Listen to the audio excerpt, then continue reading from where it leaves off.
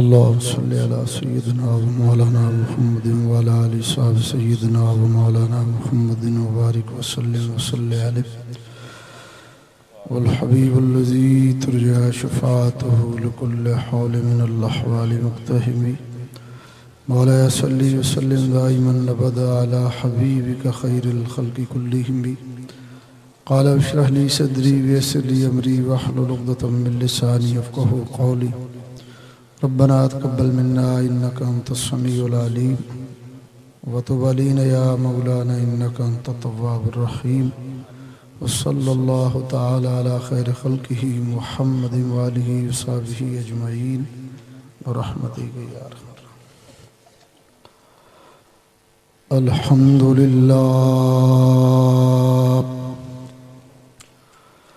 الحمد لله رب العالمين والعاقبة للمتقين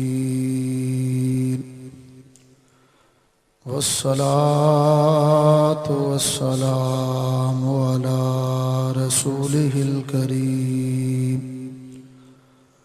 وعلى آله الطيبين الطاهرين وأصحابه المكرمين المعظمين أما بعد فأعوذ بالله من الشيطان الرجيم بسم الله الرحمن الرحيم ألف لام ميم ذلك الكتاب لا ريب فيه هدى للمتقين صدق الله العلي العظيم درود شریف پڑھ لیجیے اللہم صلی علی سیدنا و مولانا محمد وبارک وسلم الصلاة والسلام علیک یا رسول اللہ وعلی آلک وصحابک یا حبیب اللہ الصلاة والسلام علیک یا رحمة للعالمین وعلی آلک وصحابک یا شفیع المذنبین۔ حمد و صلاۃ کے بعد میرے نہایت ہی واجب الاحترام زینت القراء حضرت علامہ مولانا قاری نور الہدیٰ صاحب دامت برکاتہم العالیہ مخدوم اہل سنت حضرت علامہ مولانا مفتی محمد اسلم نعیمی دامت برکاتہم القدسیہ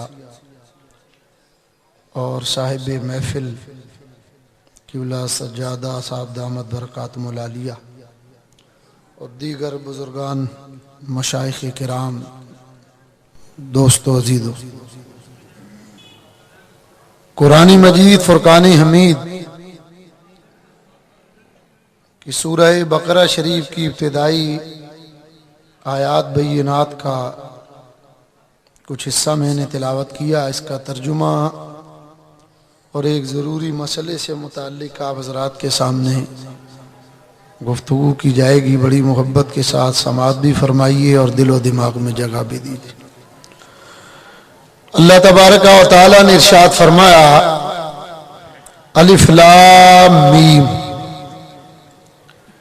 اس کے بارے میں ہمارا اہل سنت و جماعت کا یہ مسلک اور عقیدہ ہے کہ اللہ و رسولہ عالم، اس کا معنی اللہ اور اس کے بتانے سے اللہ کا محبوب جانتے ہیں۔ اس آیت کو شریعت کی اصطلاح میں آیت مقطعات میں کہا جاتا ہے، اور ہمارا اہل سنت و جماعت کا یہ مسلک ہے کہ اللہ نے ان کے معنی و مطالب حضور کو سکھائے۔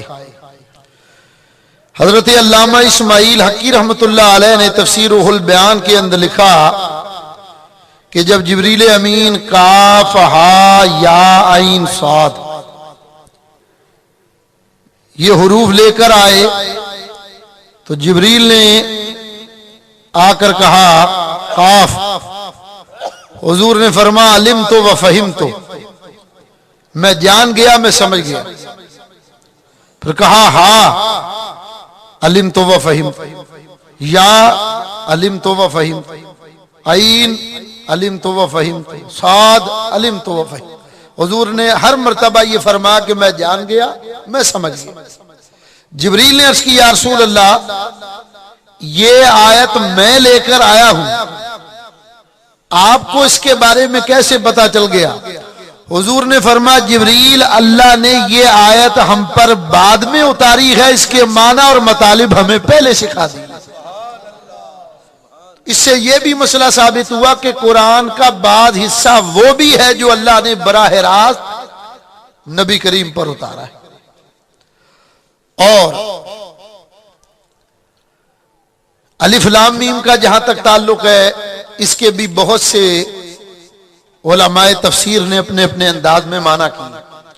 حضرت شاہ عبدالعزیز محدث دہلوی رحمۃ اللہ علیہ جو شاہ ولی اللہ کے بیٹے ہیں، اور ان کے بارے میں مولوی اشرف علی صاحب تھانوی نے اپنے ملفوظات الافاظات الیومیہ کے اندر لکھا کہ شاہ عبدالعزیز وہ ہیں کہ جن کو جاگتے ہوئے نبی کریم کا دیدار ہوا، اور جب انہوں نے پہلی مرتبہ دلی کی جامعہ مسجد میں 27ویں رمضان کو قرآن کا ختم سنایا تو شاہ عبدالعزیز خود کہتے ہیں کہ میں نے دیکھا کہ ایک بزرگ لاٹھی ٹیکتے ہوئے مسجد میں آئے اور آ کر کہا لوگو تم میں سے کس کس نے نبی کریم علیہ السلام کو دیکھا ہے؟ تو آپ نے پوچھا کہ کیا حضور یہاں تشریف لائے ہیں اور آپ کون ہیں؟ کہا میرا نام ابو ہریرہ ہے، آج صبح نبی کریم نے فرمایا تھا کہ دلی کی جامعہ مسجد میں عبدالعزیز 27ویں رمضان ہے وہ قرآن کا ختم کرے گا، تو آج اس کا ختم قرآن ہم سننے کے لیے جائیں۔ تو حضرت ابو ہریرہ فرماتے ہیں کہ مجھے حضور نے کسی کام سے بھیج دیا تھا، میں ابھی آیا ہوں۔ تو حضرت شاہ عبدالعزیز وہ ہیں کہ جن کا قرآن سننے کے لیے نبی کریم مدینے سے دلی تشریف لائے۔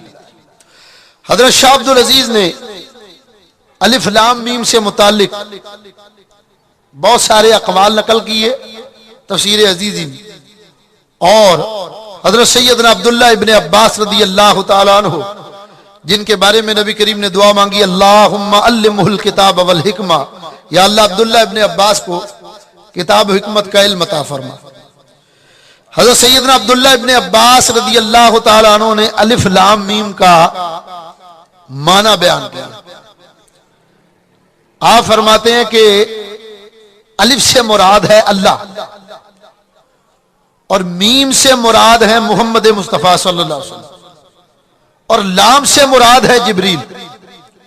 اب یہاں عقل نے اعتراض کیا کہ الف سے مراد اللہ، اس کو میں نے مانا، میم سے مراد محمد مصطفیٰ، اس کو بھی میں نے مانا، لیکن لام سے مراد جبریل کیسے ہوگا؟ جبریل میں تو پہلے جیم ہے، یہ آیت ہوتی الف جیم میم، یہاں ہے الف لام۔ تو حضرت عبداللہ ابن عباس فرماتے ہیں قدیم عرب میں یہ رواج تھا کہ جب کوئی غلام دو آدمیوں کی مشترکہ ملکیت میں ہوتا تو اس کو پکارنے کے لیے اس کے نام کا آخری حرف مراد لیا کرتے تھے، جس سے پتہ چل جاتا کہ یہ مشترکہ غلام ہے دو آدمیوں کی ملکیت میں۔ تو فرماتے ہیں کہ الف سے مراد اللہ، لام سے مراد محمد، میم سے مراد محمد مصطفیٰ، لام سے مراد جبریل، جبریل کے نام کا آخری حرف لیا گیا، مطلب یہ کہ جبریل اللہ کا بھی غلام ہے، محمد مصطفیٰ کا بھی غلام۔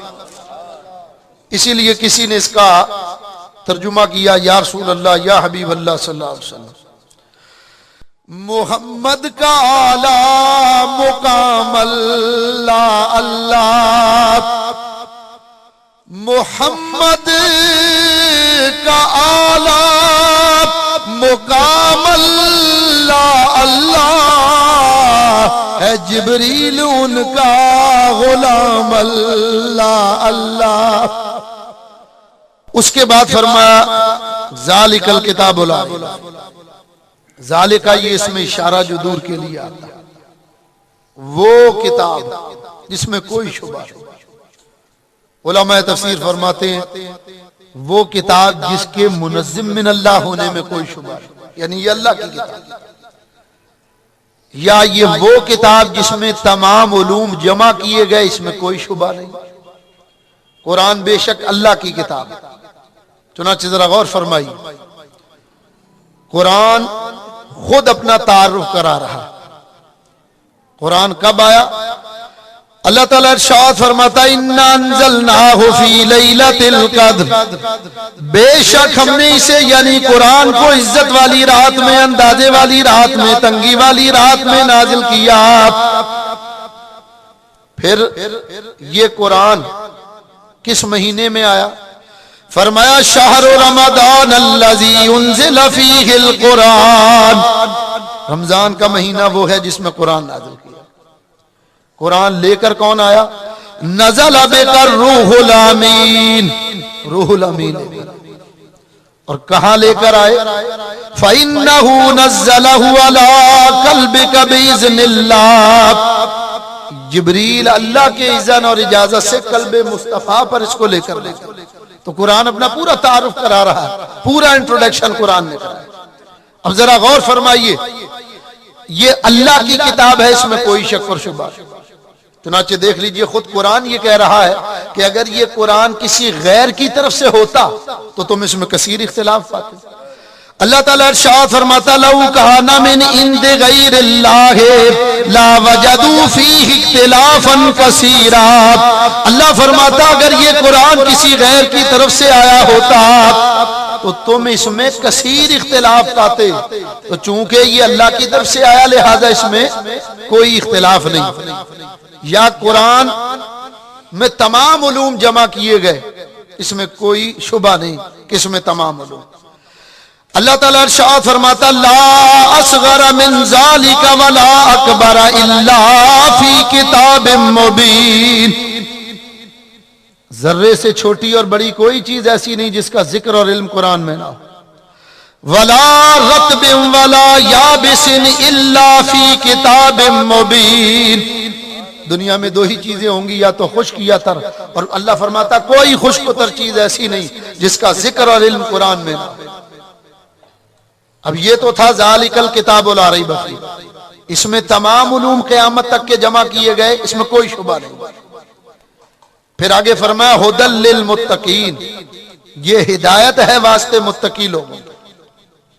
اب اسی قرآن میں اگر ہم معمولی سا غور کریں تو آگے کی آیتوں میں اللہ فرماتا ھدی للناس، شہر رمضان الذی انزل فیہ القرآن ھدی للناس، رمضان کا مہینہ وہ ہے جس میں قرآن نازل کیا گیا جو تمام نوع انسانی کے لیے ہدایت ہے. تو ہم یہ دیکھتے ہیں کہ ایک جگہ فرمایا ھدی للمتقین، یہ قرآن متقی لوگوں کے لیے ہدایت، اور ایک جگہ فرمایا ھدی للناس، یہ لوگوں کے لیے ہدایت. اور دونوں آیتوں میں بظاہر اختلاف نظر آ رہا ہے. ایک جگہ تو قید کر دی کہ یہ مقید کر دیا کہ یہ متقی لوگوں کے لیے ہدایت، اور ایک جگہ فرمایا تمام نوع انسانی کے لیے اس کو ہدایت بنایا گیا. تو علماء نے فرمایا کہ اس دونوں آیتیں اپنی جگہ حق ہیں، اس میں کوئی اختلاف نہیں ہے. بات اصل میں یہ ہے کہ قرآن بے شک قیامت تک آنے والے انسانوں کے لیے ہدایت بنایا گیا، لیکن قرآن کی ہدایت سے فیض یاب وہ ہوں گے، مالا مال وہ ہوں گے جو متقی اور پرہیزگار ہوں. ہدایت تو سب کے لیے. اس سے معلوم ہوا کہ یہ قرآن سب کو ہدایت نہیں دے رہا. ہدایت سے فیض یاب کون ہوں گے؟ جو متقی ہوں گے. آیا تو سب کے لیے، لیکن فائدہ ان کو ہوگا جو متقی اور پرہیزگار. اسی لیے فرمایا یضل بہ کثیرا ویہدی بہ کثیرا، اللہ فرماتا ہے اس سے ہم بہت سوں کو گمراہ بھی کرتے اور بہت سوں کو ہدایت دیتے. تو معلوم ہوا کہ قرآن کریم متقی لوگوں کے لیے ہدایت. یا اللہ، قرآن متقی لوگوں کے لیے ہدایت، لیکن کیا قرآن سے کسی کو خسارہ اور نقصان بھی ہے؟ کوئی گمراہ بھی ہوگا؟ تو خود قرآن اس کے بارے میں فرماتا. اللہ تعالیٰ ارشاد فرماتا ہے، اللہ تعالیٰ ارشاد فرماتا کہ یہ جو قرآن ہم اتارتے ہیں اس میں مومنوں کے لیے شفا اور رحمت اور فرمایا ولا یزید الظالمین الا خسارا، اور یہ نہیں زیادہ کرتا ظالموں کے خسران، نقصان۔ یعنی یہ بتایا کہ اس قرآن سے مومنوں کو تو شفا ملے گی، متقیوں کے لیے ہدایت ہے، لیکن جو ظالم ہے وہ اس سے نقصان اٹھائے گا، خسارہ پائے گا۔ اب ظالم کون ہے یہ بھی قرآن ہمیں بتائے گا، بلکہ یہ سمجھ لیجئے کہ ظلم کی تعریف سمجھ میں آ جائے، ظالم کی تعریف خود بخود سمجھ میں آ جائے۔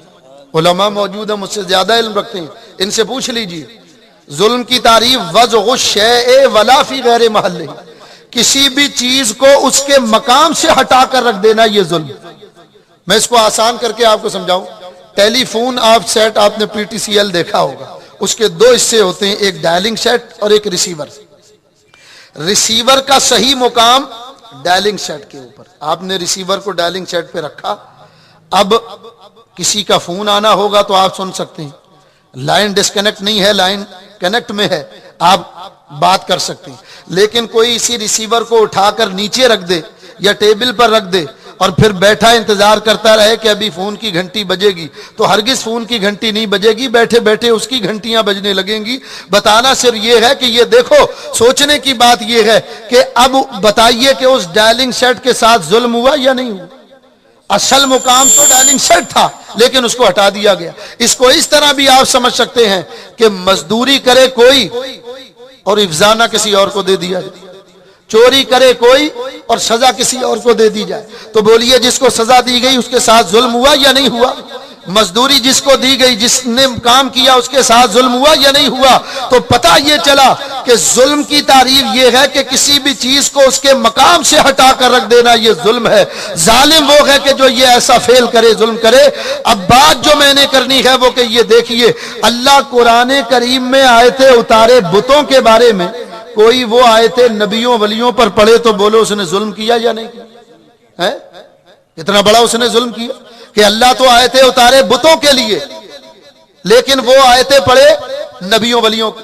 بتوں کو اللہ قرآن میں یہ فرمائے کہ یہ مکھی بھی نہیں بنا سکتے، کھجور کے چھلکے کے برابر ان کو اختیار نہیں ہے، یہ اپنے پکارنے والوں سے غافل ہیں، لیکن کوئی ظلم کی انتہا کر دے کہ یہی آیتیں نبیوں ولیوں پر پڑھیں کہ یہ تو مکھی کے برابر بھی اختیار نہیں رکھتے، کھجور کا چھلکے کے برابر بھی اختیار نہیں رکھتے، اور یہ اپنے پکارنے والوں سے غافل ہیں، تو بولو اس نے کتنا بڑا ظلم کیا۔ اللہ آیتیں صحیح بخاری شریف میں باب الخوارج والملحدین پڑھ کر دیکھو، حضرت سیدنا عبداللہ ابن عمر رضی اللہ تعالیٰ عنہ، جن کے بارے میں حضور نے فرمایا کہ جو زمین پر کسی جنتی کو چلتا پھرتا دیکھنا چاہے وہ عبداللہ ابن عمر کو دیکھ۔ حضرت سیدنا عبداللہ ابن عمر فرماتے ہیں کہ وہ آدمی کائنات میں اللہ کی مخلوق میں بدترین خلق ہے، بدترین انسان ہے وہ کہ جو کافروں کے حق میں اتری ہوئی آیتیں مومنوں پر چسپا کرتا ہے۔ ہمارے ساتھ ظلم کیا ہوا؟ قرآن کو کھلونا بنا لیا لوگوں نے، کھلواڑ کرنے لگے قرآن کے ساتھ، اپنی مرضی کے معنی اور مطالب لوگوں نے گھڑ لیے، بنا لیے۔ کیا معنی گھڑ لیے، کیا معنی بنا لیے؟ اللہ آیتیں اتارے بتوں کے بارے، یہ میرا دعویٰ ہے، علماء موجود ہیں مجھ سے زیادہ علم رکھتے ہیں، ان سے پوچھ لو، پورے قرآن میں جہاں جہاں بھی لفظ من دون اللہ آیا ہے اس سے مراد بت ہیں، من دون اللہ سے مراد بت ہیں۔ اللہ بتوں کے بارے میں فرما رہا ہے کہ یہ بت عاجز اور کمزور ہیں، یہ کھجور کے چھلکے کے برابر بھی اختیار نہیں رکھتے۔ کوئی ظلم یہ کرے کہ یہی آیتیں نبی پر پڑھنے لگے، اس نے کتنا بڑا ظلم کیا، وہ کتنا بڑا ظالم ہے۔ ان کا ظلم یہی ہے، یہ لعنت کا شکار ہو کر اسی لیے دنیا سے جاتے ہیں کہ قرآن کے اندر ظلم کرتے ہیں۔ اب میں آپ کو بتاؤں کس طرح ظلم کرتے ہیں۔ اللہ قرآن کریم میں فرماتا ہے، اللہ تعالیٰ ارشاد فرماتا وَمَا لَكُم مِّن دُونِ اللَّهِ مِن وَلِيٍّ وَلَا نَصِيرٍ، وَمَا لَكُم اور نہیں ہے واسطے تمہارے، من دون اللہ اللہ کے سوا، من ولی کوئی ولی، ولی ولا نصیر اور کوئی مددگار۔ با محاورہ ترجمہ یہ ہوگا کہ اللہ کے سوا تمہارا کوئی دوست، کوئی مددگار نہیں۔ اب لوگ کیا کرتے ہیں، یہی آیت پڑھی، کہتے ہیں دیکھو بھائی تم کہتے ہو یا رسول اللہ مدد، اللہ تو کہتا ہے اللہ کے سوا کوئی مددگار نہیں۔ تم کہتے ہو یا علی مدد، دیکھو اللہ قرآن میں فرماتا اللہ کے سوا کوئی مددگار۔ تم کہتے ہو یا غوث مدد، اللہ قرآن میں فرماتا کوئی مددگار۔ اب تم اپنا عقیدہ درست کرو، تم نے شرک کیا۔ اب ایک سیدھا سادہ سنی مسلمان یہ سوچتا ہے کہ بھئی مولوی صاحب کے منہ پہ داڑھی، جبہ کبا باندھے ہوئے ہیں، اور پھر مولوی صاحب کا حال قرآن پڑھ رہے ہیں، ہاتھ میں قرآن ہے، تو وہ قرآن میں کوئی غلطی کریں گے؟ اس کو یہ نہیں پتا کہ کتنا بڑا دھوکہ وہ دے رہا۔ اللہ نے آیت بتوں کے لیے اتاری، یہ پڑھیں نبیوں ولیوں، میں اپنی طرف سے نہیں کہہ رہا، میں خود قرآن سے ثابت کروں گا کہ یہ آیتیں بتوں کے لیے آئی۔ القرآن یفسر بعضهم بعض، قرآن خود سب سے مقدس تفسیر وہ ہے جو خود قرآن بیان فرمائے، اس کے بعد سب سے مقدس تفسیر وہ جو اللہ کے رسول نے بیان کی، اور اس کے بعد سب سے مقدس تفسیر وہ جو صحابہ کی۔ امام بخاری اور امام مسلم کا اصول ہے، اور اس اصول کو امام حاکم نے المستدرک میں نقل کیا کہ تفسیر الصحابی مسند عندہما، کہ قرآن کی جب کسی آیت کی تفسیر رسول اللہ کا صحابی کرے تو امام بخاری بھی اس اصول کو مانتے ہیں، امام مسلم بھی، کہ وہ تفسیر خود رسول اللہ کی تفسیر سمجھی جائے۔ تو سب سے مقدس تفسیر تو خود قرآن کریم کی ہے جو قرآن بیان کر رہا ہے۔ قرآن سے ہم پوچھیں گے کہ اے قرآن، ہمارے اکابرین نے، ہمارے علماء نے، اللہ کروڑوں رحمتیں ان پر نازل کرے، انہوں نے ہمیں یہ بتایا کہ یہ لفظ من دون اللہ بتوں کے لیے قرآن میں استعمال ہوا۔ اللہ نے بتوں کو مخاطب کر، نبیوں کے لیے تو مستقل نبی اللہ اور ولی اللہ اور بے اذن اللہ کا لفظ آیا ہے، ان کے لیے غیر اللہ اور من دون اللہ کا لفظ آیا، اللہ والوں کے لیے نبی اللہ ولی اللہ اور بے اذن اللہ کا لفظ استعمال ہوا۔ تو اے قرآن تو ہی بتا کہ کیا یہ دعویٰ صحیح ہے؟ تو سورہ انبیاء قرآن کریم کی پڑھ کر دیکھ، آیت نمبر 44 سے 48 تک۔ اور یہاں ایک صاحب نے کتاب لکھی ہے قصص القرآن کے نام سے، مولوی عبد الرحمن سے وہاروی، اس کی کتاب کی جلد اول صفحہ 53 تا 48 یہ 58 پورا یہ واقعہ موجود۔ حضرت ابراہیم علیہ السلام کی قوم بت پرست تھی، بتوں کی پوجا کیا کر، یہ قرآن ہے، حضور والا جو قرآن کا انکار کرے اللہ کی مار ہوگی اس پر۔ تو قرآن مجید کا یہ واقعہ سورہ انبیاء کے اندر موجود۔ بتوں کی پوجا کیا کرتے تھے، اپنے ہاتھ سے بت بناتے۔ ابراہیم علیہ السلام کا چچا، امام غزالی لکھتے ہیں کہ آپ کا چچا آزر یہ بت گر تھا، بت بنایا کرتا تھا۔ ایک دن اس نے ابراہیم علیہ السلام سے کہا کہ میرے بنائے ہوئے بت بابلین شہر میں بڑے مہنگے بکتے ہیں، تو جاؤ یہ 10-12 بت ہیں لے جاؤ۔ حضرت ابراہیم علیہ السلام نے ان بتوں کی گردن میں رسی باندھی، گھسیٹتے ہوئے بازار میں لے ہے کوئی بتوں کو خریدنے والا؟ ایک عورت دروازہ کھول کر باہر آئی، ابراہیم تمہارا چچا کہاں ہے؟ آپ نے فرمایا کیا کام ہے؟ کہا اس سے خدا خریدنا ہے۔ آپ نے فرمایا مجھ سے کیوں نہیں خریدتی؟ انہوں نے کہا تم جو ہے وہ برائی کر کے بیچتے ہو، وہ تعریف کر کے بیچتا ہے۔ آپ نے فرمایا ہم بھی تعریف کر دیتے ہیں۔ لکڑی کا ایک بت پکڑا، فرمایا یہ شمشاد کی لکڑی کا بنا ہوا ہے، اس کو چولہے میں جلائے گی کھانا جلدی پکے گا۔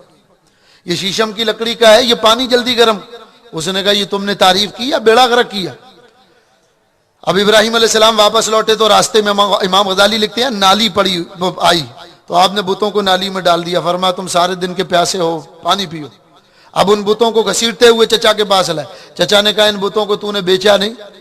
تو وہ کسی ذوق والے نے کہا کہ آپ نے فرمایا انہاں بتاں دا بازار بڑا مندہ ہے، انہوں خریدنے ہی والا کوئی نہیں۔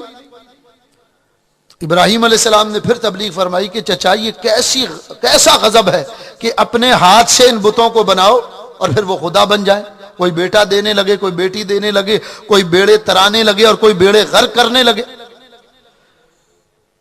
ابراہیم علیہ السلام نے فرمایا کہ میرا معبود وہ ہے جس نے سب کو بنایا۔ اس نے کہا کہ یہ جو میرے ہاتھ کے بنائے ہوئے بت ہیں کیا یہ تیرے رب کی گواہی دیں گے؟ آپ نے فرمایا بالکل گواہی دیں گے۔ اس نے کہا اگر یہ بول پڑیں تو میں ایمان لے آؤں گا۔ خلیل اللہ نے دعا مانگی، ان بتوں میں جان آ گئی، کلام کیا انہوں نے، کلمہ پڑھا لا الہ الا اللہ ابراہیم خلیل اللہ۔ لیکن بات وہی ہے کہ جس کے دل پر اللہ نے مہر لگا دی ہو اس کو ہدایت نہیں ملتی۔ اسی لیے تو نبی کریم نے دعا مانگی تھی کہ یا اللہ ابو جہل کو مسلمان کر دے یا عمر بن خطاب کو مسلمان کر دے۔ تو اللہ نے پھر فرمایا کہ حبیب جو تمہیں پیارا ہو وہ مانگ لو، ہم عطا کرتے ہیں۔ تو حضور نے فرمایا اللہم اعز الاسلام ابی عمر ابن الخطاب، یا اللہ عمر ابن خطاب کے ذریعے سے اسلام کو قوت عطا ہو۔ تو جس کے نصیب میں ہدایت تھی اس کو مل گئی۔ میرے دوستو، بزرگو، عزیزو، بات دور جا رہی ہے، میں مختصر کروں۔ آپ کی قوم کا ایک میلے کا دن آیا، عید کا دن آیا۔ قوم نے کہا ابراہیم ہمارے ساتھ میلے پر چلو۔ آپ نے فرمایا فقال انی سقیم، فرمایا میں بیمار ہوں۔ قوم یہ سمجھی کہ یہ ہمارے بتوں کو برا بلا خداؤں کو کہتے ہیں نا، ان کسی بت کی خدا کی بددعا لگی ہے جی بیمار ہو۔ وہ تو چلے گئے میلے میں، یہاں عبادت خانہ خالی ہو گیا۔ مفسرین لکھتے ہیں 73 بت رکھے ہوئے، ایک بڑا بت ہے اس کے آس پاس سارے۔ ابراہیم علیہ السلام اس بت کے پاس گئے، فرمایا میں بھوکا ہوں، مجھے کھانا دو، پیاسا ہوں پانی دو، تن پر لباس نہیں ہے مجھے لباس دو۔ یہ تمہارے سامنے چڑھاوے پڑے ہوئے ہیں، ان کو چوہے اٹھا کر لے جاتے ہیں، تم روکتے کیوں نہیں؟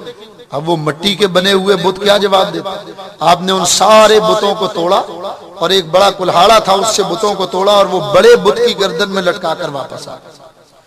شام کو قوم عبادت کی غرض سے جب عبادت خانے میں داخل ہوئی تو اب دیکھا کہ ان کے خداؤں کا عجیب حال، کسی کا ہاتھ ٹوٹا ہوا ہے، کسی کا کان، کسی کے ناک۔ تو وہ آپس میں مل کر کہنے لگے کہ یہ ہمارے خداؤں کی گت کس نے بنائی؟ تو چند بوڑھے کہنے لگے کہ ہو نہ ہو یہ ابراہیم، وہی ہمارے خداؤں کی توہین۔ بلایا گیا ابراہیم، اے ابراہیم تم نے ہمارے خداؤں کی یہ حالت کی؟ آپ نے فرمایا مجھ سے کیوں پوچھتے ہو؟ جس کی گردن میں کلہاڑا لٹکا ہوا اس سے جا کر پوچھو، اگر وہ بولتا ہوگا تو بتائے گا۔ اب عقل مند ہوتے تو سمجھ جاتے کہ یہ تو اندر عبادت خانے کی خبر دے رہے، اس کا مطلب یہ کہ یہ اندر گئے ہیں۔ انہوں نے گردنیں جھکا لی اور کہا ابراہیم تم تو جانتے ہو کہ یہ بول نہیں سکتے۔ اب جو کچھ آپ نے فرمایا اللہ قرآن میں فرماتا، اللہ تعالیٰ ارشاد فرماتا قالا فتعبدون من دون اللہ ما لا ينفعكم شيئا ولا يضركم اف لكم ولم تعبدون من دون اللہ افلا تعقلون۔ قالا فتعبدون من دون اللہ، فرمایا ابراہیم علیہ السلام نے تم ایسوں کی پوجا کرتے ہو اللہ کو چھوڑ کر، ما لا ينفعكم شيئا ولا يضركم، جو نہ تمہیں نفع دے سکتے ہیں اور نہ نقصان۔ اف لکم، افسوس ہے تم پر، ولم تعبدون من دون اللہ، اور تمہارے معبودان باطلہ پر بھی افسوس۔ افلا تعقلون، کیا تم عقل نہیں رکھتے؟ میں آپ کو انصاف کا واسطہ دے کر پوچھتا ہوں، آپ کے پاس سب سے قیمتی متاع آپ کا ایمان ہے، اسی ایمان کا واسطہ دے کر پوچھتا ہوں، ایمان والو خدارہ بتاؤ کہ اس آیت میں من دون اللہ کس کو کہا گیا؟ بولیے، بتوں کو کہا گیا۔ ابراہیم علیہ السلام بتوں کے بارے میں فرما رہے ہیں کہ تم ایسے بتوں کی پوجا کرتے، اور ہم نے ظلم کیا کیا؟ ہم نے شیخ القرآن بننے کے زوم اور گھمنڈ کے اندر رسول پر ہی جناب والا ہاتھ صاف کرنے کی کوشش کی، اولیاء کرام پر ہاتھ صاف کرنے کی کوشش کی، اور ظالموں جس کا کلمہ پڑھا اس کا کچھ تو تمہیں حیا اور شرم ہونی چاہیے۔ اب یہ آیت پڑھ مطلب کیا کہ یہ اللہ نبیوں ولیوں کے بارے میں فرما، حالانکہ قرآن سے یہ ثابت ہوا کہ من دون اللہ سے مراد بت۔ اچھا دیکھو، بولو بھئی نبی ولی جنت میں جائیں گے یا دوزخ؟ نبی ولی جنت میں نہیں جائیں گے تو اور کون جائے گا؟ ہمارے جیسے لوگوں نے جانا؟ ذرا پڑھو قرآن۔ اللہ تعالیٰ قرآن پاک میں ارشاد فرماتا انکم وما تعبدون من دون اللہ حسب جہنم، اللہ فرماتا مکہ کے کافروں تم اور جن بتوں کی تم پوجا کرتے ہو وہ سارے کے سارے جہنم کا ایندھن ہوں گے۔ اب مجھے بتائیے کہ اگر من دون اللہ سے مراد نبی اور ولی ہیں تو کیا وہ جہنم کا ایندھن ہوں؟ اور اس آیت کی تفسیر قرآن کی ایک آیت اور کر رہی، اللہ تعالیٰ ارشاد فرماتا فاتقوا النار التی وقودها الناس والحجارۃ، اللہ فرماتا ڈرو اس آگ سے جس کا ایندھن انسان اور پتھر بنائے جائیں۔ کون سے پتھر جو پوجے جاتے تھے اور کون سے انسان جو ان کو پوجتے تھے. وہی بات اللہ نے پہلی آیت میں فرمائی کہ اے مکہ کے کافرو تم بھی جہنم کا ایندھن بنائے جاؤ گے. جن بتوں کی معبودان باطلہ کی تم پوجا کرتے ہو وہ بھی جہنم کا ایندھن بنائے جائیں گے. تو قرآن سے یہ وعدے ہوا کہ من دون اللہ سے مراد بت ہیں نبی اور ولی ہرگز ہرگز. دیکھو ایک آیت اور پڑھو. صحابہ کے بارے میں آپ یہ گمان کر سکتے ہیں کہ وہ کسی کو گالی دیں گے؟ ہرگز ہرگز. اب میں آیت پڑھتا ہوں، اگر غلطی ہو تو میری اصلاح کیجیے گا. اللہ تعالیٰ قرآن پاک میں ارشاد فرماتا ہے وَلَا تَسُبُّوا الَّذِينَ يَدْعُونَ مِن دُونِ اللَّهِ فَيَسُبُّوا اللَّهَ عَدْوًا بِغَيْرِ عِلْمٍ. اللہ فرماتا ہے نبی کے صحابہ ان کے جھوٹے معبودوں کو من دون اللہ کو گالیاں نہ دو ورنہ یہ جہالت میں تمہارے سچے معبود کو گالیاں دیں. اور سوچنے کی بات یہ کہ اگر من دون اللہ سے مراد نبی اور ولی ہے تو اس کا مطلب یہ کہ بعض صحابہ وہ تھے جو نبیوں ولیوں کو گالیاں دیتے تھے. اللہ منع فرما رہا کہ تم نبیوں ولیوں کو گالیاں نہ دو ورنہ ان کے ماننے والے تمہارے سچے معبود کو گالیاں دیں گے. ہم کہتے ہیں ظالموں کچھ تو خدا کا خوف کیا ہوتا. ایسا ترجمہ کیا، نہ صحابہ کرام کو تم نے بخشا، نہ اولیاء کرام کو بخشا، نہ اللہ کے حبیب کو بخشا. میرے دوستو بزرگوں، خدا ایسی توحید، ایسے ترجمے اور ایسی تفسیر سے محفوظ ہے. ہم کہتے ہیں توحید ضرور بیان کرو، تمہیں تو حیضہ ہے توحید کا، توحید کے بغیر گزارا ہی تمہارا نہیں. میں نے دیکھا مکہ مکرمہ میں ایک آدمی مقام ابراہیم پر کھڑا ہے، اس نے صرف ہاتھ لگایا، آدھا شرک، یہ شرک ہے. لو جی، اس نے مقام ابراہیم کو ہاتھ لگا لیا، شرک ہو گیا. غلاف کعبہ کو ہاتھ لگا لیا، شرک ہو گیا. حضور پاک کے روضہ اقدس کی طرف ہاتھ اٹھا کر دعا مانگ لی، شرک ہو گیا. شرک کی تو مشین فیکٹریاں لگائی ہوئی، دھڑا دھڑ روزانہ صبح شام شرک بن رہا ہے اور دیے جاؤ اور وہ خریدے جائیں. حالانکہ یاد رکھو نبی کریم کا فرمان ہے کہ میری امت شرک نہیں کرے گی. صحیح بخاری شریف کے اندر حضور علیہ الصلوۃ والسلام فرماتے ہیں انی واللہ لا اخاف علیکم ان تشرکوا بعدی ولکن اخاف علیکم ان تنافسوا فیہا او کما قال النبی صلی اللہ علیہ وسلم. حضور فرماتے ہیں مجھے تم سے شرک کا خوف نہیں، ہاں اتنا ضرور ہوگا کہ تم میرے دنیا دار ہو جاؤ. حضور کے آپ حرم شریف اللہ آپ سب کو لے جائے تو حضور کا مولد الرسول سرکار کی جہاں ولادت ہوئی وہاں ایک لائبریری بنی ہوئی ہے مکتبہ مکۃ المکرمہ. تو میں اپنے کاروان کے لوگوں کے ساتھ وہاں رات کو میں طواف کر کے نکلا تو میں نے خیال کیا کہ یوں لگا جیسے یہ لائبریری کا دروازہ کھلا ہوا ہے. تو میں نے کہا چلو آج اندر سے لائبریری بھی دیکھیں، اپنے جذبات کا بھی اظہار کریں، کچھ دعائیں مانگیں، کچھ ذکر اذکار. تو جب وہاں میں گیا تو وہاں لوگوں کا مجمع تھا، وہ دروازہ ذرا اندر لگا ہوا ہے تو ایسا لگتا ہے جیسے کھلا ہوا ہے. وہاں ملتان کے 2 وہابی یہ وہاں کھڑے لوگوں کو تبلیغ کر رہے ہیں کہ یہ شرک ہے، اس کی طرف ہاتھ اٹھا کر دعا مانگنا شرک ہے، یہ تو دیواریں ہیں، ان میں کیا ہے، اس کے اندر آپ. میں نے اس کہا حضور والا اگر آپ ناراض نہ ہوں تو ایک بات آپ سے پوچھوں. کہنے لگے ہاں. میں نے کہا یہ آدمی دیواروں سے دعا مانگ رہا ہے؟ کہنے کیا مطلب؟ میں نے کہا دعا آپ کس سے مانگتے ہیں؟ کہنے لگے اللہ سے. تو میں نے کہا یہ بھی تو اللہ سے مانگ رہا ہے اور تم کہتے ہو اللہ اس طرف ہے، اس طرف منہ کرو، قبلہ ہے نا، قبلہ اس طرف ہے. آدمی قبلے سے کب دعا مانگتا ہے؟ دعا تو اللہ سے مانگتا ہے. ایک بات. اور دوسری بات یہ کہ اللہ اس طرف ہے، اس طرف نہیں ہے اللہ. میں نے کہا اللہ ہنا، اللہ ہنا، اللہ ہنا، اللہ ہنا، اللہ ہر سمت میں اللہ تعالیٰ. اللہ اپنے علم اور قدرت کے اعتبار سے ہر شے کو محیط. کہنے لگا یہ تو ولادت گاہ ہی نہیں ہے حضور کی. میں نے کہا لو جی انہوں نے ہاتھ ہی صاف کرنے تھے، انہوں نے ہاتھ ہی صاف کر دیا. میں نے کہا چاہیے حضور کی ولادت گاہ نہیں ہے تو پھر کہاں ہے؟ کہنے لگا پورے مکہ میں کہیں بھی ہو سکتی. میں نے کہا تو کیسا مسلمان ہے؟ اللہ کی مار تجھے پڑی ہے. عیسائیوں سے پوچھو عیسیٰ علیہ السلام کہاں پیدا ہوئے، وہ بتائیں گے بیت اللحم میں فلسطین.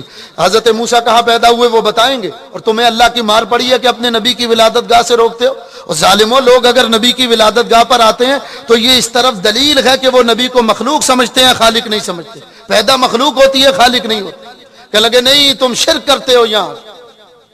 میں نے پھر یہی حدیث میں نے اس کے سامنے پڑھی کہ حضور نے فرمایا مجھے شرک، اپنی امت سے شرک کا خوف نہیں. کہنے لگے نہیں آپ نے غور نہیں کیا، اس میں لفظ علیکم موجود ہے اور علیکم سے مراد صحابہ کرام ہے. حضور صحابہ سے فرما رہے ہیں کہ تم شرک نہیں کرو گے. میں نے کہا پکی بات کہنے لگے. ہاں پکی بات. میں نے کہا پکی بات کہنے لگے. پکی بات.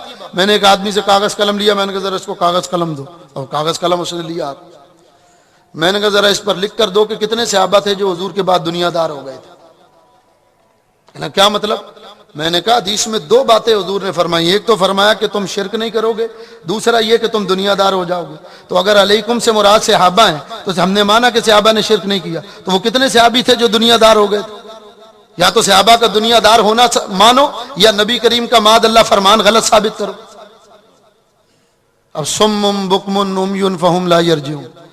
میں نے کہا اور پھر قرآن کی اس آیت کا کیا جواب دو گے اگر علیکم سے مراد صحابہ ہے؟ اللہ تعالیٰ ارشاد فرماتا ہے یا ایھا الذین آمنوا کتب علیکم الصیام. اللہ فرماتا ہے ایمان والو ہم نے تم پر رمضان کے روزوں کو فرض کیا. اس میں بھی علیکم موجود. تو اگر علیکم سے مراد صحابہ ہیں تو پھر رمضان کے روزے صحابہ پر فرض ہونے چاہیے. امت کیوں رکھتی ہے روزے؟ میں نے کہا ترمذی میں روایت ہے ہم قبرستان جاتے ہیں, حضور نے فرمایا قبرستان جاؤ کہو السلام علیکم یا اہل القبور. تو کراچی کے کون سے قبرستان میں صحابہ دفن ہیں جو علیکم سے مراد صحابہ؟ اخلاق کا بہترین نمونہ اسلام نے ہمیں دیا کہ دو مسلمان جب آپس میں ملے تو کہیں السلام علیکم. تو کیا وہ صحابی کو سلام کر رہا ہو؟ اب کوئی جواب نہیں.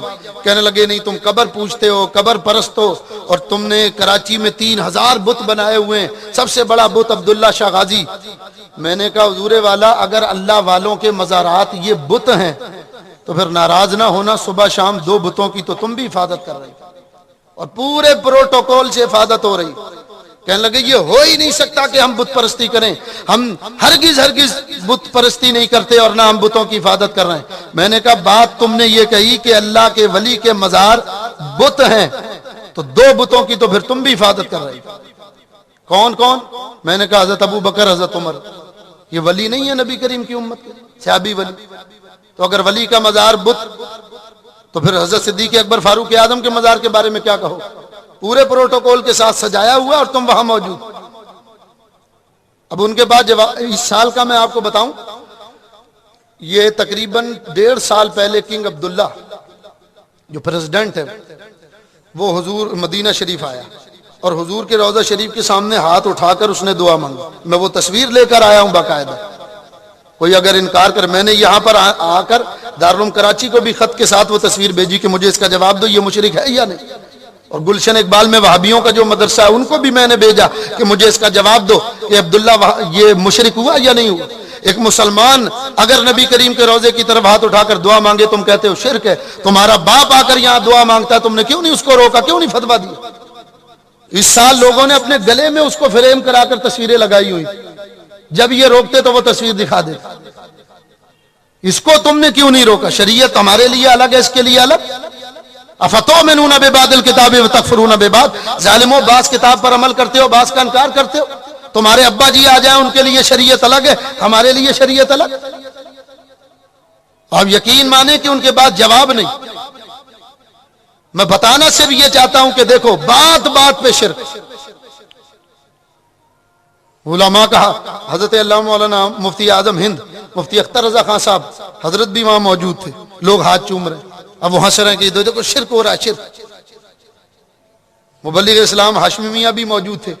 اس سال بڑی تعداد میں علماء گئے, اور میں تو جو سمجھا ہوں علماء کے جانے سے, میں نے غالباً یہ ابن عساکر کے ہاں پڑھا ہے کہ امام مہدی جس سال ظاہر ہوں گے وہ تاک عدد ہوگا سال کا, جیسے 21, 25, 23, 27, 29. تو تاک عدد میں علماء اس لیے بھی زیادہ جاتے ہیں کہ وہ تاک عدد از روح حدیث امام مہدی کے ظاہر ہونے کا سال ہوگا. یعنی امام مہدی جس سن میں ظاہر ہوں گے وہ اعتبار دنیاوی اور اسلامی اعتبار سے تاک عدد بنے گا.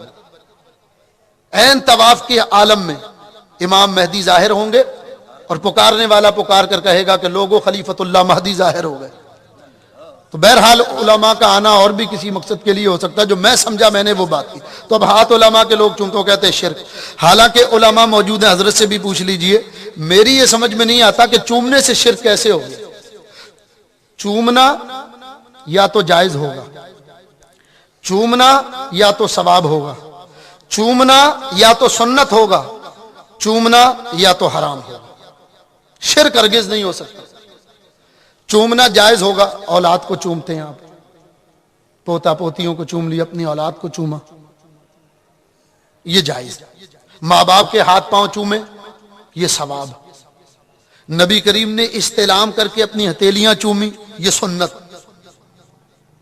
صحابہ کرام قرآن کو چومتے تھے، یہ صحابہ کی سنت۔ عبداللہ ابن عمر حضور کے ممبر کو چومتے تھے۔ علامہ قاضی عیاض کی شفا بتعریف حقوق المصطفیٰ پڑھی، جمعے کے دن آتے حضور جس جگہ بیٹھتے قدم لگتے اس جگہ کو ہاتھ پھیرتے اور چومتے اور جسم پر ملتے اور فرماتے کہ یہ رسول اللہ کا ممبر۔ تو یہ صحابہ کی سنت بن گئی۔ یا چومنا حرام ہوگا، کسی کی بیوی کو چوم لینا تو حرام ہوگا۔ تو چومنا یا تو حرام ہوگا یا ثواب ہوگا یا سنت ہوگا یا جائز ہوگا۔ شرک کیسے ہوگا یہ سمجھ میں نہیں آتی۔ دیکھو شرک کی سادہ اور آسان سی تعریف یہ ہے کہ اللہ کی ذات اور صفات میں کسی کو شریک کر لینا، یہ شرک۔ اب اللہ تبارک و تعالیٰ کو تو کسی اعتبار سے چوما ہی نہیں جا سکتا۔ کتنے لوگ ہیں جنہوں نے اللہ کو چوما ہو؟ کوئی بھی نہیں۔ سب سے زیادہ قریب اللہ کے ہمارے نبی ہوئے، لیکن سرکار نے بھی نہیں چوما۔ اللہ تبارک و تعالیٰ کو چومنا ممکن ہی نہیں۔ تو پھر شرک کیسے ہو گیا؟ شرک تو جب ہوتا کہ اللہ کو چوما جاتا اور اللہ کو چھوڑ کر نبی کریم کو چومنے لگتے تو شرک ہو جاتا۔ چومنے سے شرک، بلکہ آپ غور کریں اس چومنے سے تو شرک کی نفی ہوتی ہے، اس لیے کہ اللہ تعالیٰ کی عبادت کی جاتی ہے، اللہ کو چوما نہیں جاتا۔ نبیوں ولیوں کی تعظیم کی جاتی ہے، ان کو چوما جاتا، ان کی عبادت نہیں کی جاتی۔ جس کی عبادت کی جائے گی اس کو چوما نہیں جائے گا، جس کو چوما جائے گا اس کی عبادت نہیں کی جائے گی۔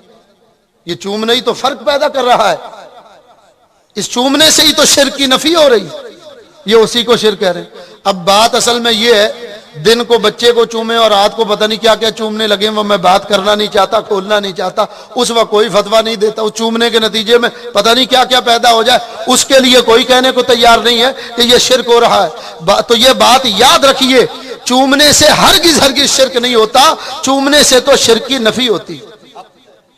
بے شمار روایتیں آپ کو ملیں گی۔ حضور غوث اعظم کی طرف منسوب کتاب غنیت و طالبین، بھابی بڑا شور کرتے ہیں نا کہ غوث اعظم تو ہمارے تھے، غنیت و طالبین کے اندر لکھا ہوا ہے کہ وہ رفع دین سے نماز پڑھتے، حالانکہ کہیں نہیں لکھا ہوا کہ وہ رفع دین سے نماز پڑھتے تھے۔ غنیت و طالبین پوری میرے پاس عربی بھی موجود ہے، اور یہاں کراچی میں مکتبہ سعودیہ وہابیوں کی چھپی ہوئی وہ بھی میرے پاس موجود ہے، اس کے اندر بھی آپ پڑھ کر دیکھ لیجیے اردو ترجمہ، کہیں نہیں لکھا ہوا۔ پوری نماز کا چیپٹر ہے، پورے فرائض اس میں نقل کیے گئے، حضور غوث اعظم نے نقل کیے، واجبات نقل کیے۔ سنت کے چیپٹر میں آ کے آپ لکھتے ہیں کہ یہ رفع دین کرنا سنت۔ آپ حیران ہوں گے جو دائی ہیں رفع یدین کے، وہ آج تک پوری ملت وہابیہ خود آج تک یہ فیصلہ نہیں کر سکی کہ رفع دین کی شرعی حیثیت ہے کیا، یہ چومنا فرض ہے، واجب ہے، سنت کیا ہے۔ جتنے منہ اتنی باتیں۔ ثناء اللہ امرتسری نے فتاوی ثنائیہ میں لکھا کہ مستحب ہے، جلد اول میں مستحب۔ تو ہم پوچھتے ہیں کہ الو کے پٹھو مستحب سے نماز ٹوٹ جاتی؟ مستحب اگر مستحب پر عمل نہ کیا جائے، بات بتانی صرف جو مقصود ہے وہ یہ کہ دیکھو مستحب عمل، انہوں نے بھی لکھا کہ یہ حضور سیدنا غوث اعظم نے غنیت و طالبین میں پورا چیپٹر باندھا ہے بزرگوں کے ہاتھ چومنے پر، پاؤں چومنے پر۔ حضرت ابو ہریرہ سے کئی روایتیں اس میں نقل فرمائی کہ صحابہ کرام حضور کا ہاتھ بھی چوما کرتے تھے، پاؤں بھی چوما کرتے تھے۔ اور آپ دیکھ لیں سعودی عرب میں یہ سعودی یہودی جب ملتے ہیں تو گال نہیں چومتے ایک دوسرے کو۔ اس وقت فتویٰ کسی کو یاد نہیں آتا کہ یہ شرک ہے، بدعت۔ خدا جب دین لیتا ہے تو عقلیں چھین لیتا ہے۔ وہ میں نے دعا مانگی اللہم اخرج الیہود والسعود والنصارى من جزیرۃ العرب، وہ دیوبندیوں نے پولیس والوں کو بلا لی، کہنے لگے یہ تو آپ کے خلاف دعا مانگتے ہیں کہ اللہ جزیرہ عرب سے یہودیوں کو، سعودیوں کو اور عیسائیوں کو نکال دے۔ تو خیر اللہ تعالیٰ نے کرم کیا، اپنے مرشد کی طرف توجہ کی، وہ ایسے حالات بدلے کہ ان کو خبر ہی کوئی نہیں، پتہ ہی کچھ نہیں۔ تو بہرحال جو بات نکلی تھی میں اسی طرف آ جاؤں کہ چومنا ہرگز شرک نہیں ہوتا۔ تو بات چلی تھی من دون اللہ سے، کہ قرآن نے یہ بتایا کہ جو من دون اللہ ہیں وہ بت ہیں۔ صحابہ کرام من دون اللہ کے بارے میں، بعض بتوں صحابہ ایسے تھے جو جذبات سے مغلوب ہو کر بتوں کو برا بھلا کہتے تھے۔ اللہ نے آیت اتاری کہ میرے حبیب کے صحابہ تم ان کے خدا تو ہیں ہی جھوٹے، ان کے معبود، تم ان کو برا کہہ کر ان کو موقع نہ دو کہ یہ تمہارے معبود کو برا بھلا کرے۔ تو قرآن سے ثابت ہوا کہ من دون اللہ سے مراد بت ہیں، نبی اور ولی نہیں۔ دیکھو بتوں کے بارے میں اللہ فرماتا ہے کہ ان کو کھجور کے چھلکے کے برابر بھی اختیار نہیں. کھجور کو آپ توڑیں تو کھجور کی گٹھلی کے اوپر ایک باریک سی جھلی ہوگی. میری معلومات کے مطابق اس کو کتمیر کہا ہے قرآن میں, باریک سی جھلی. قرآن بتوں کے لیے فرماتا کہ یہ حقیر سی جھلی جو ہے نا بت یہ بھی نہیں بنا سکتا. اور یہ کیا کہتے ہیں؟ یہ کہتے ہیں نبی ولی یہ نہیں بنا سکتے. آؤ نبیوں ولیوں کے بارے میں قرآن کیا کہتا ہے سنو.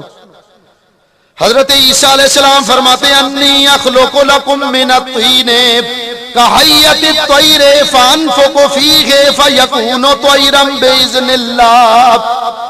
انی اخلق لکم میں بناتا ہوں واسطے تمہارے من الطین مٹی سے کہیۃ الطیر ایک پرندے کی مورت فانفخ فیہ پھر میں اس میں پھونکتا ہوں فیکون طیرا باذن اللہ تو وہ سچ مچ کا پرندہ بن کر اڑتا ہے. لیکن یہ تمام کام میں کرتا ہوں اللہ کی اذن اور اجازت سے. معلوم ہوا نبیوں ولیوں کو جو بھی طاقتیں قدرتیں حاصل ہیں وہ اللہ کی عطا سے ہیں باذن اللہ. اس سے آگے عیسیٰ کیا فرماتے ہیں؟ عیسیٰ علیہ السلام کیا فرماتے؟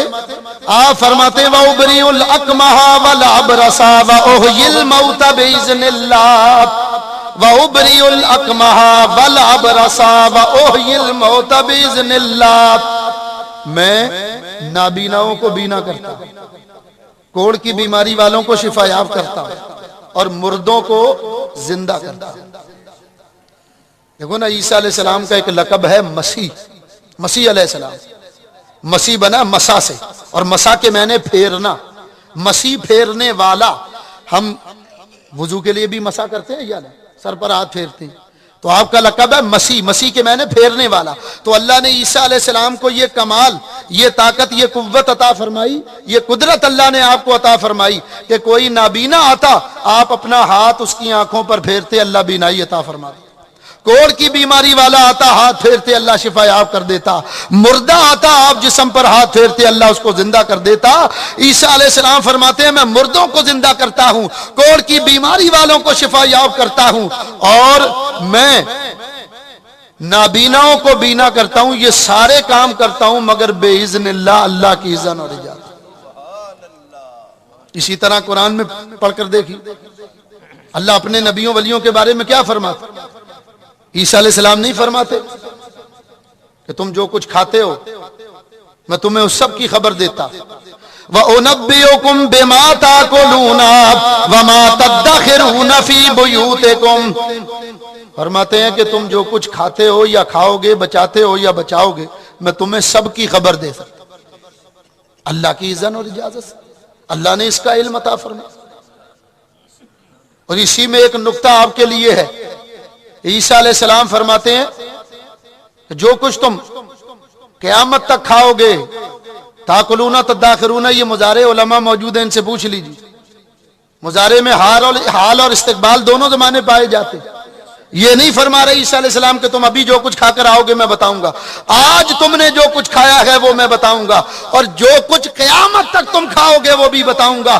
جو تم نے آج چھپایا ہے قیامت تک جو چھپاؤ گے وہ سب کچھ تمہیں میں بتاؤں گا اللہ کی اذن اور اجازت سے. اللہ نے مجھے اس کا علم عطا فرمایا.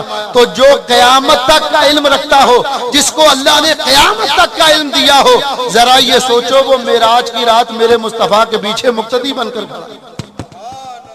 جس کو قیامت تک کا علم ملا وہ میرے مصطفیٰ کا مقتدی ہے, ان کے پیچھے نماز پڑھے. تو جو امام ہے اس کے علم کا کیا عالم ہے. تو میرے دوستو, بزرگوں, عزیزوں, بتوں کے بارے میں فرمایا کہ یہ کچھ نہیں کر سکتے, یہ عاجز اور کمزور. اور نبیوں ولیوں کے بارے میں فرمایا کہ ان کی طاقتیں, ان کی تصرفات, ان کی قدرتیں یہ سب ہم نے انہیں عطا فرمایا. یہ ہمارے ہیں, وہ شیطان کے ہیں, وہ غیر اللہ ہیں, یہ بے اذن اللہ ہے, نبی اللہ ہے, ولی اللہ. زمین آسمان کا فرق ہے ان کے اندر. تو وہ کتنا بڑا ظالم ہے کہ جس نے بتوں والی آیتیں نبیوں ولیوں کے اوپر پڑی اور نبیوں ولیوں کو عاجز اور کمزور قرار دیا. میرے دوستو, بزرگوں, ذرا غور فرمائیے, اب بات آپ کی سمجھ میں آئی. وہ جو اللہ فرماتا وَمَا لَكُم مِّن دُونِ اللَّهِ مِن وَلِيٍّ, اللہ فرماتا اللہ کے سوا تمہارا کوئی مددگار نہیں. تو مطلب کیا ہے کہ ان بتوں میں کوئی ہمارا مددگار یا اللہ بتوں میں تو من دون اللہ میں تو ہمارا کوئی مددگار نہیں، لیکن نبی اللہ ولی اللہ میں اللہ فرماتا جو ہمارے ہیں وہ تمہارے بھی ہیں اور تمہارے مددگار ہیں۔ اللہ فرماتا انما ولیکم اللہ ورسولہ والذین آمنوا، بے شک اللہ تمہارا مددگار ہے، اس کا رسول تمہارا مددگار ہے، اور اللہ کے نیک مومن بندے مددگار ہیں۔ تو فیصلہ ہو گیا 2 + 2 = 4 کی طرح مسئلہ واضح ہو گیا کہ جو اللہ والے ہیں، اللہ کے برگزیدہ بندے ہیں، وہ بے اذن اللہ میں داخل، بت من دون اللہ کے اندر داخل۔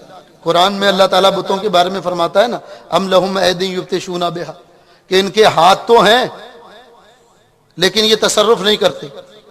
تو بتوں کے بارے میں فرمایا کہ ان کے ہاتھ تو ہیں لیکن یہ پکڑ نہیں سکتے، تصرف نہیں کر سکتے۔ اور نبیوں ولیوں کے بارے میں حضور فرماتے ہیں وَيَدَهُ الَّتِي، ہم نے ہاتھ عطا فرمائے، اللہ فرماتا ہے میں اپنے ولی کے ہاتھ بن جاتا ہوں۔ وہ مشہور حدیث ہے نا وَلَا يَزَالُ عَبْدِي يَتَقَرَّبُ إِلَيَّ بِالنَّوَافِلِ حَتَّى أَحْبَبْتُهُ وَكُنتُ سَمْعَهُ الَّذِي يَسْمَعُ بِهِ وَبَصَرَهُ الَّذِي يُبْصِرُ بِهِ وَفِي رِوَايَةٍ وَلِسَانَهُ الَّذِي يَتَكَلَّمُ بِهِ وَيَدَهُ الَّتِي يُبْطِشُ بِهَا وَرِجْلَهُ الَّتِي يَمْشِي بِهَا وَإِنْ سَأَلَنِي لَأُعْطِيَنَّهُ، مشہور حدیث ہے۔ اللہ فرماتا ہم اپنے ولی کے ہاتھ بن جاتے ہیں جس سے وہ تصرف کرتا ہے۔ پھر اگر اللہ کا ولی قلعہ خیبر کا دروازہ اس طرح پکڑ کر ہلائے اور اکھاڑ کر دور پھینک دے تو تعجب نہ کرو، اللہ فرماتا ہم اپنے ولی کے ہاتھ بن جاتے ہیں جس سے وہ تصرف کرتا ہے۔ پھر اللہ کا ولی آن کی آن میں سمندر کے اندر جائے اور ڈوبتے ہوئے جہاز کو پار لگا دے تو اللہ فرماتا تعجب نہ کرنا ہم اپنے ولی کے پاؤں بن جاتے ہیں۔ تو اللہ تبارک و تعالیٰ کے برگزیدہ بندوں کا مقام الگ ہے، اور بتوں کے لیے واضح طور پر فرمایا کہ یہ شیطان ہیں، طاغوت ہیں، غیر اللہ ہیں، اور غیر اللہ کے بارے میں واضح کر دیا گیا۔ اب لوگ کہتے ہیں دیکھو نبی ولی تو سارے غیر اللہ، یہ اللہ تو نہیں۔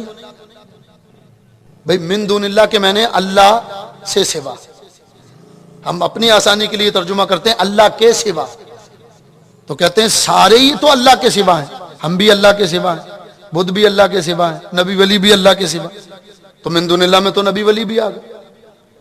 ہم کہتے ہیں اگر سارے ہی من دون اللہ میں داخل ہیں، نبی ولی بھی اللہ کے سوا ہیں، تو پھر بے اذن اللہ میں کن کو اللہ نے رکھا ہے؟ بے اذن اللہ کون ہے؟ وہ کون ہے جو اللہ کے اذن اور اجازت سے کام کر رہے ہیں؟ ماننا پڑے گا کہ اللہ کے بندوں میں بعض بندے ایسے ہیں کہ جو اللہ کے خاص الخاص ہیں، ان کی شان ہی الگ ہے، ساری زندگی وہ اللہ کی مانتے ہیں۔ من کان للہ کان اللہ لہو کی عملی تفسیر ہو جاتے ہیں، ایک وقت تک وہ اللہ کی ہر بات مانتے ہیں اور پھر اللہ ایسا راضی ہوتا ہے ولا سوف یعطیک ربک فترضی کا ایسی عملی تفسیر ظاہر ہوتی ہے کہ پھر وہ اللہ کے بندے ایسے ہوتے ہیں وہ جو کچھ کہتے ہیں اللہ اسی طرح فرماتا ہے، پھر اسی طرح معاملات ہونے لگے۔ میرے دوستو بزرگوں عزیزوں، تو فرمایا کہ بتوں میں تمہارا کوئی مددگار نہیں، اور نبیوں ولیوں کو ہم نے مددگار بنایا، ہماری طرف سے وہ مددگار۔ تو یہ عقیدہ رکھو کہ قرآن کریم میں جہاں بھی لفظ من دون اللہ آیا آپ سمجھ جائیں گے کہ اس سے مراد بت ہوں گے۔ اچھا ایک آیت کے بارے میں یہ کہتے ہیں ان الذین تدعون من دون اللہ ما لا ينفعکم شیئا ولا یضرکم، ان الذین تدعون من دون اللہ، تم جنہیں اللہ کے سوا پوچھتے ہو،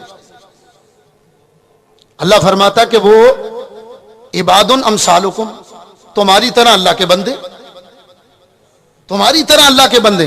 اب یہ کیا چکر دیتے ہیں، یہ کہتے ہیں دیکھو تم کہتے ہو من دون اللہ سے مراد بت ہیں، اللہ تو کہتا ہے عباد امثالکم، وہ تمہاری طرح بندے ہیں، تو بت ہماری طرح کیسے ہوئے؟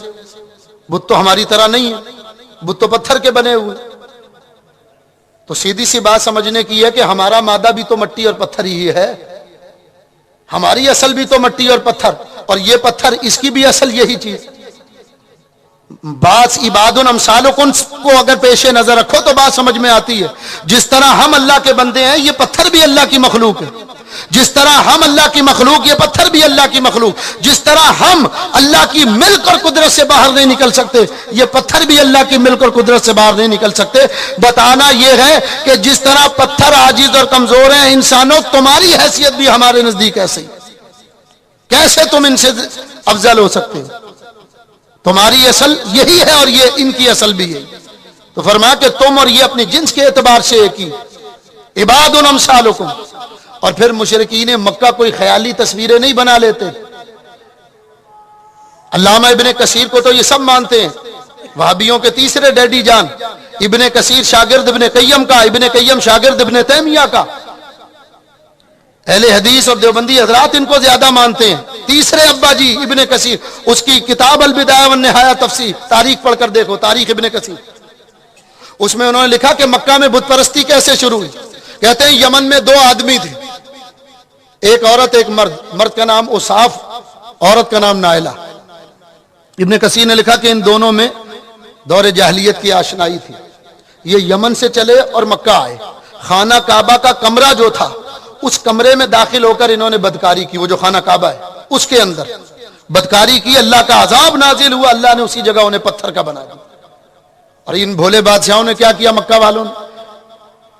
انہوں نے کہا یہ اللہ کے ولی ہیں. ان کے بتوں کو نکالا، ایک کو صفا پہاڑی پر رکھ دیا، ایک کو مروہ. ابن کثیر لکھتے ہیں اسی دن سے مکہ میں بت پرستی شروع ہو گئی.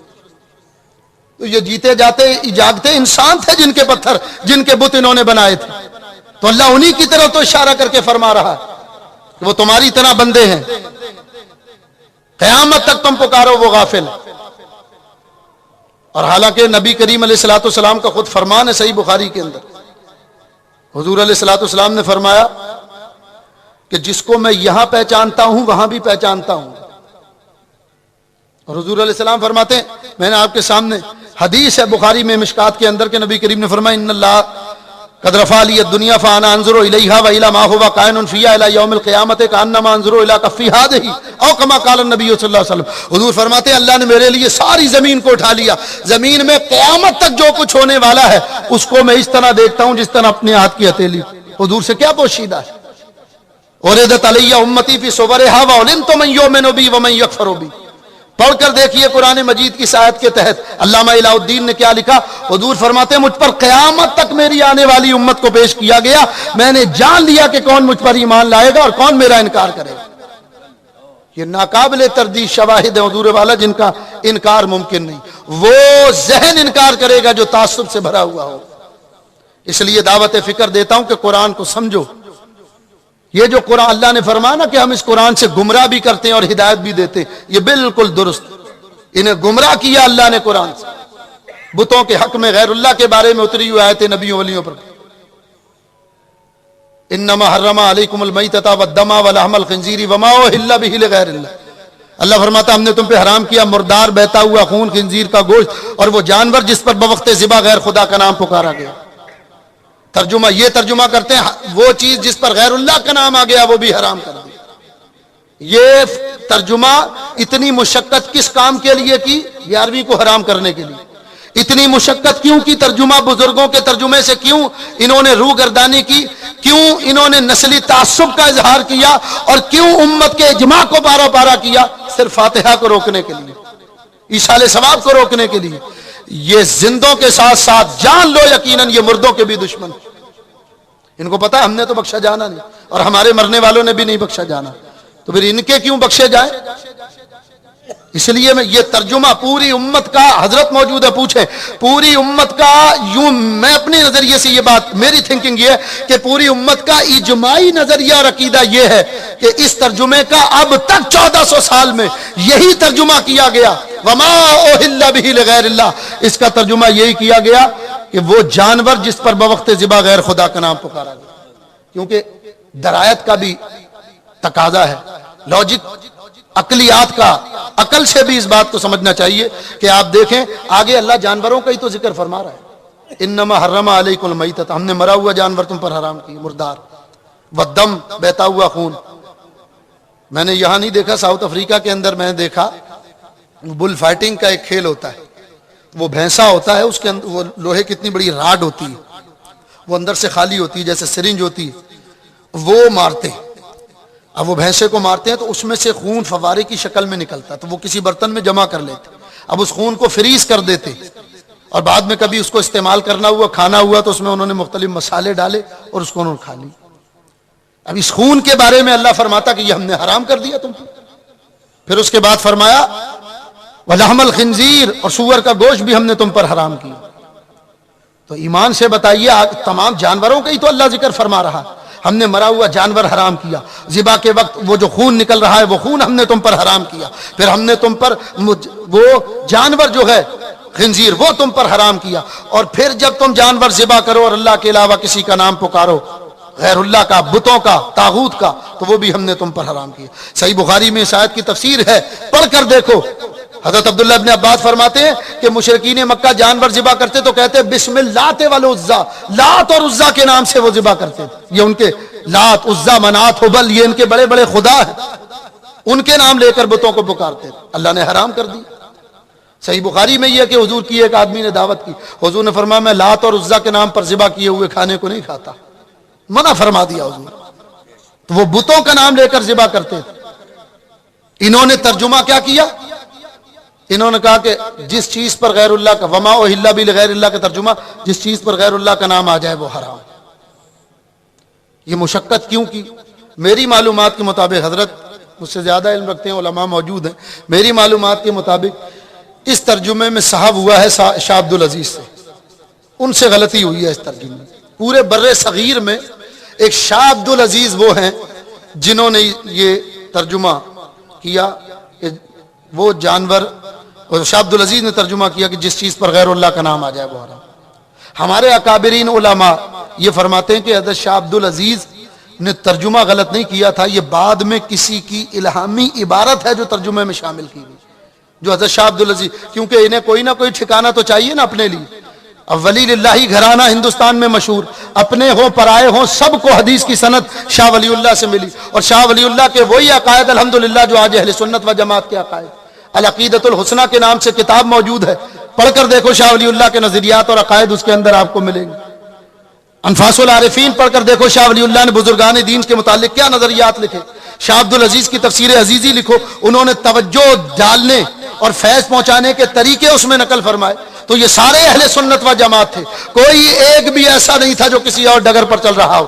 اسی خاندان سے ایک بدبخت پیدا ہوا اسماعیل دہلوی, جس نے محمد بن عبد الوہاب نجدی کی کتاب کتاب التوحید کا ترجمہ کیا اور نام رکھا تقویت الایمان, جس کے بارے میں شاہد ہیں کتابیں.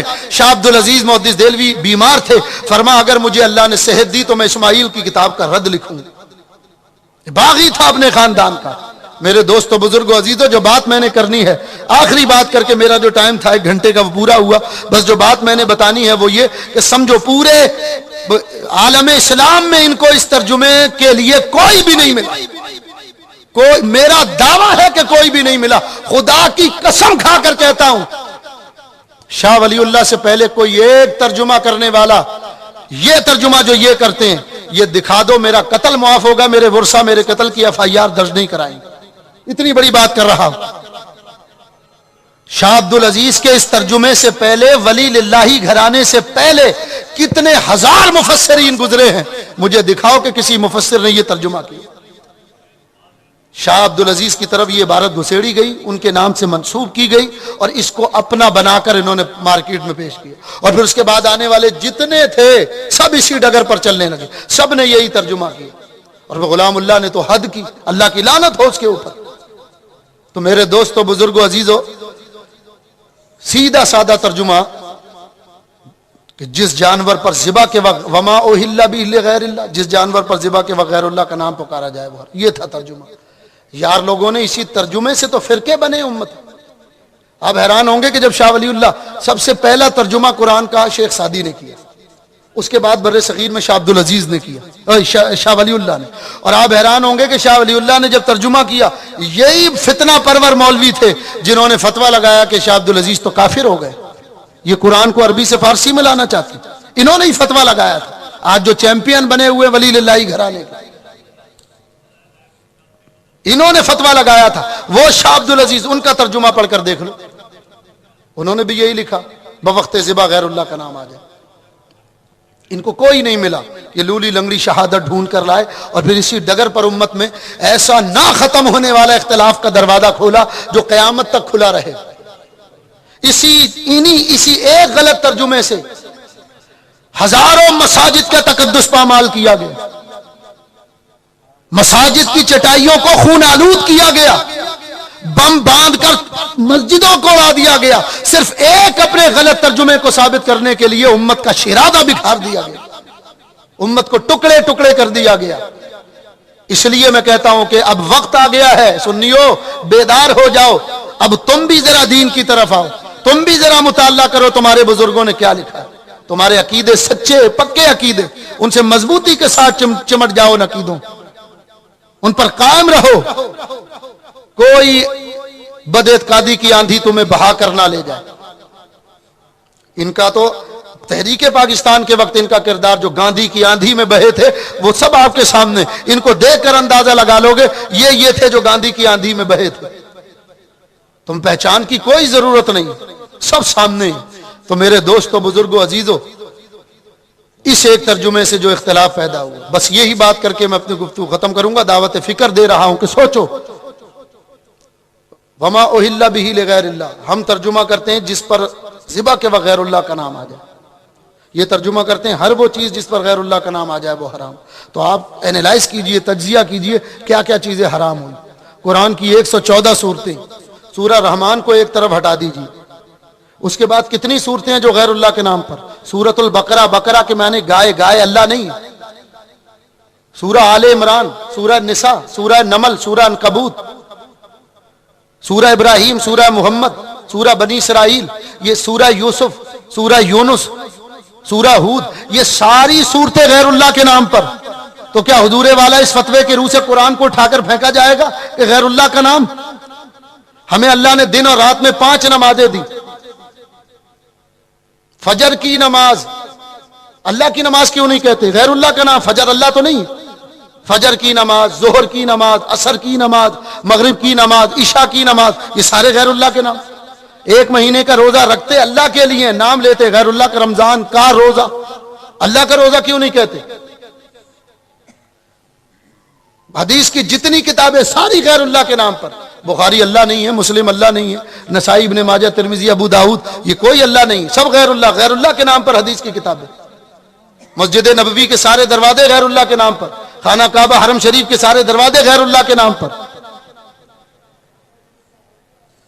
سوچئے پھر اس بات کو کہ اگر غیر اللہ کا نام آنے سے چیزیں حرام ہوتی ہیں تو کیا حلال بچا دین میں؟ نماز حرام، روزے حرام، قرآن حرام، حدیث حرام، جو دین کا ماخذ تھا وہ تو حرام ہی ہو گیا، کیا حلال بچا پھر ہمارے پاس؟ ہر چیز حرام۔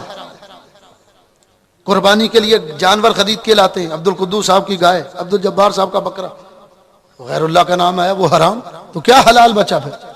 اور اب لطیفہ ہے کہ جنت کے دروازے 8 کے 8 غیر اللہ کے نام، بخاری شریف کی حدیث نہیں ہے، حضور نے فرمایا جو روزہ رکھے گا وہ باب الریان سے داخل ہوگا، نماز پڑھنے والا باب الصلاۃ سے، جہاد کرنے والا باب جہاد۔